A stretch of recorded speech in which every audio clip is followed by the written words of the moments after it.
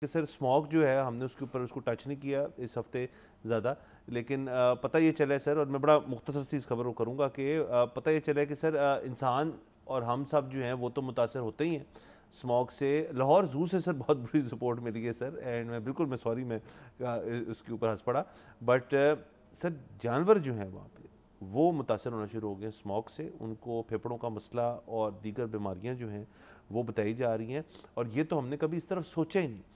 ہم تو اپنے AQI لیولز اور اپنے جو گھر کے اندر ایئر پیوریفائر سے لے کے پتہ نہیں کیا کیا جو دیکھتے رہ گئے. یہ نہیں سوچا کہ صرف انسان نہیں متاثر ہوتا بری فضا سے اور پولوشن سے، جانور بھی ہوتے ہیں. اور اس طرح یہ بتایا جا رہا ہے جو انتظامیہ ہے لاہور زو کی کہ جی یہاں پہ کچھ جانور جو ہیں وہ اس نسل کے ہیں کہ ان کے اندر چیسٹ انفیکشن وہ برداشت ہی نہیں کرتے، وہ اس پہ مر جاتے ہیں. تو یہ ایک سر میں نے اپڈیٹ کرنی تھی صرف سر جلدی سے. بالکل دیکھیں مطلب میں تو ویسے خبروں کی کیپٹیوٹی کے خلاف ہوں.